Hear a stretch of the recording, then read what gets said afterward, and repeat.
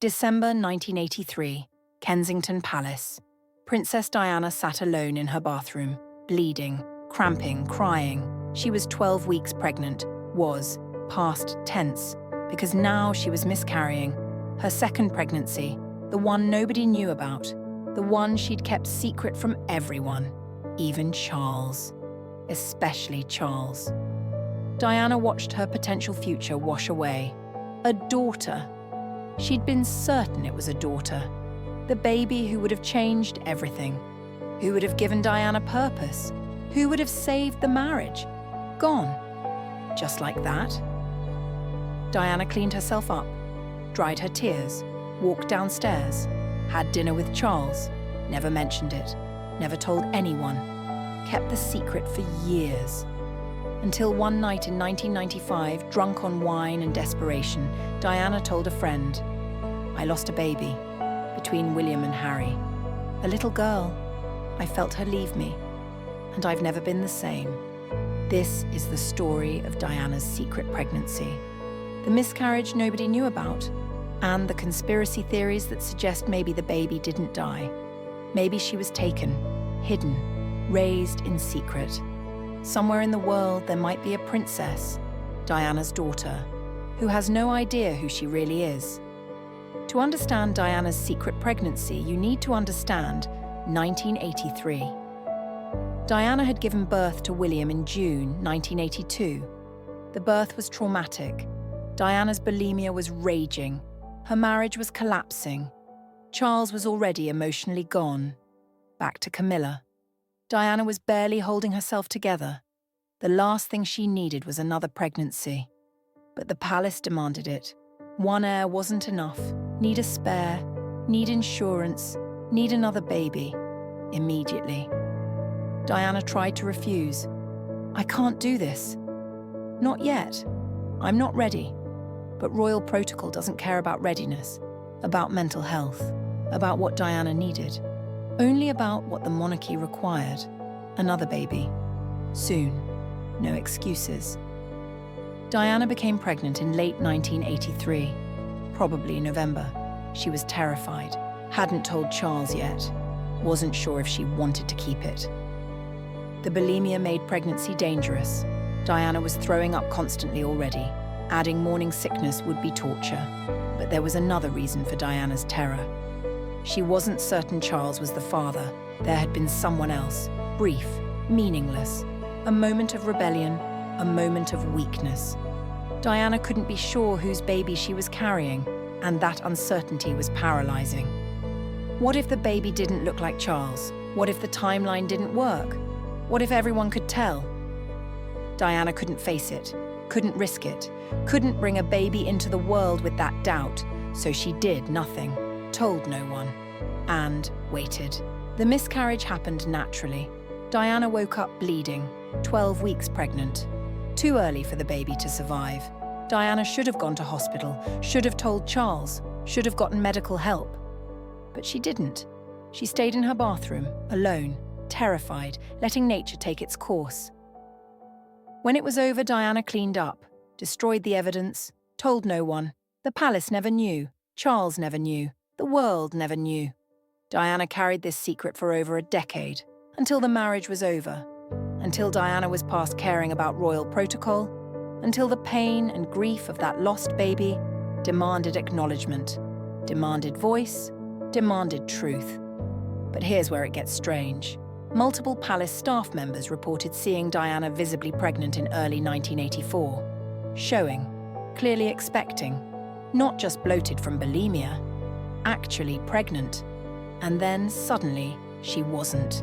The bump disappeared. The glow was gone. Diana looked devastated, hollow. But there was no official announcement, no miscarriage reported, no pregnancy ever confirmed. What happened? Did Diana miscarry? Or was there a birth? A baby born secretly? Taken away? Hidden? The conspiracy theorists claim the latter. They say Diana gave birth to a daughter. Around March or April 1984, the baby was removed immediately, taken by palace officials. Diana never held her, never saw her, never got to say goodbye. The baby was hidden, adopted secretly, raised by someone else, because the baby's paternity was in question, because the scandal would destroy the monarchy, because Diana's secret had to be protected at any cost. The adoption conspiracy is elaborate. Theorists claim the baby girl was placed with a trusted royal courtier, someone with connections, someone who could keep secrets. The girl was raised quietly, told she was adopted but never told who her real mother was. The girl grew up normal, middle class, unremarkable, but bearing an uncanny resemblance to Diana. The same eyes, the same smile, the same mannerisms. People who knew Diana would see this girl and feel unsettled, like they were seeing a ghost, like something wasn't quite right, but they could never place it, could never explain the resemblance, because they didn't know. Nobody knew, except the palace officials who arranged it, who took Diana's baby, who hid a princess in plain sight. Evidence for this conspiracy is circumstantial. Women across Britain claim to be Diana's secret daughter, each with elaborate backstories, each with supposed proof, each demanding DNA tests, each insisting they're the lost princess. Most are obvious frauds, attention seekers, mentally unstable, but a few cases are more compelling. One woman, now in her 40s, was adopted in 1984. Her birth records are sealed. Her adoption was arranged through mysterious channels. She bears a striking resemblance to Diana, and she has medical records showing a rare genetic condition, the same condition that affected Diana's family. Coincidence or evidence? The woman has demanded DNA testing, requested access to palace records, sued for acknowledgement, all denied, all blocked, all buried by palace lawyers. Why? If she's obviously not Diana's daughter, why not test and disprove? Why not end the speculation? Unless there's something to hide. Unless the test would reveal something shocking. Unless this woman might actually be Diana's secret daughter. And acknowledging that would open questions the palace can't answer. Diana's mental health deteriorated after the alleged miscarriage/secret birth. Early 1984, Diana's bulimia became life-threatening. She was hospitalized briefly. Official reason: exhaustion. But staff whispered about suicide attempts, about Diana screaming for her baby, about Diana being sedated, restrained, kept quiet. Diana's friends noticed the change. She was different after early 1984. Darker, more desperate, like she'd lost something irreplaceable. When asked, Diana would deflect, change the subject, but occasionally, in moments of vulnerability, Diana would say strange things. I had a daughter once. She'd be William's age now. I wonder where she is. I wonder if she's happy. Friends assumed Diana was fantasizing, imagining. But what if she was remembering? What if the daughter was real?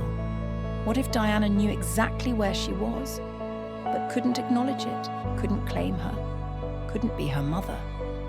Because the palace had taken that away. Forever. Prince Charles's behavior in early 1984 is suspicious. He became even more distant from Diana, even more involved with Camilla, almost like he'd discovered something that destroyed any remaining feelings for Diana. What could make Charles completely abandon his wife? Discovering her infidelity would do it. Discovering Diana was pregnant with another man's child would definitely do it.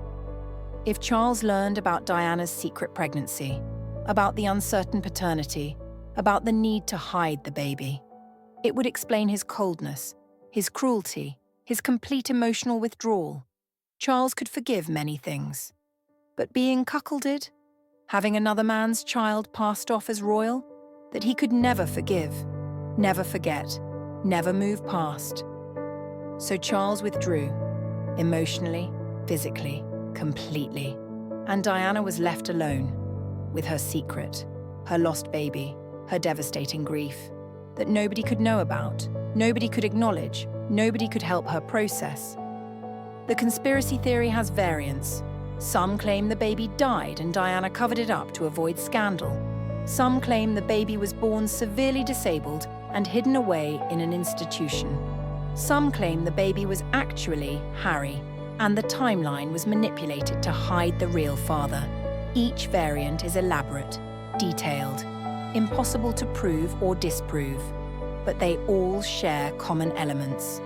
Diana pregnant in late 1983, a crisis in early 1984, a baby that disappeared, and Diana's lifelong grief over something nobody could explain, something that haunted her, destroyed her, made her desperate enough to speak out, to break royal protocol, to destroy her marriage publicly, because she'd already lost what mattered most, her secret baby, her daughter, her grief, and nothing else could hurt as much, nothing else could break her as completely. Medical records could prove or disprove everything, but Diana's medical records are sealed, classified, protected by privacy laws even decades after her death. Why? What do those records contain? Evidence of the miscarriage? Evidence of the birth?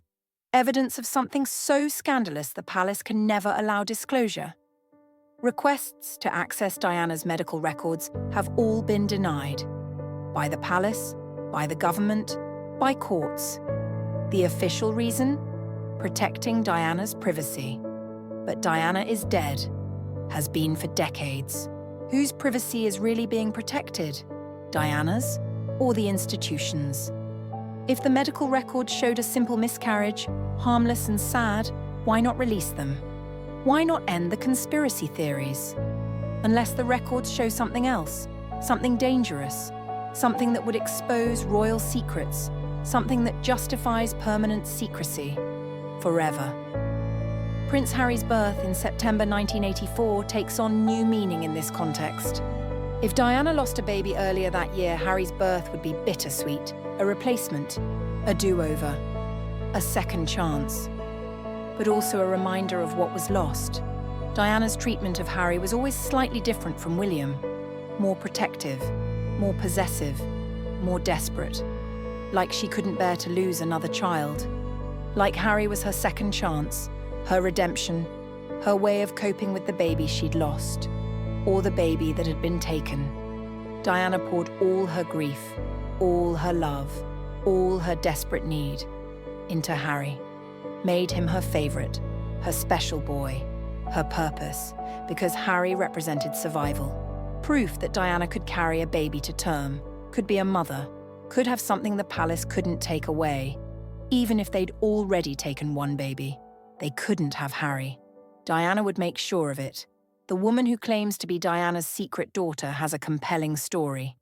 Born April 1984, adopted immediately, raised by a couple with mysterious royal connections. She grew up knowing she was adopted but told her birth mother died in childbirth. As she got older, people constantly told her she looked like Princess Diana. The resemblance was uncanny. She started researching, discovered her adoption records were sealed by court order, discovered her birth certificate had irregularities, discovered that her adoptive parents had received substantial financial payments over the years from an unnamed trust. She started asking questions, demanding answers. The palace sent lawyers, threatened legal action, warned her to stop, which only made her more convinced, more determined, more certain that she was Diana's daughter, and that powerful people would do anything to keep that secret hidden. She's now written a book, given interviews, demanded DNA testing. All ignored, all suppressed, all buried. Because if she's right, if she really is Diana's daughter, the implications are catastrophic. A secret princess, hidden for 40 years, proof that the royal family took Diana's baby, proof that they're capable of anything, proof that the conspiracy theories are true. Diana's death in 1997 ended any chance of confirmation. If Diana had lived longer, would she have eventually acknowledged the secret baby?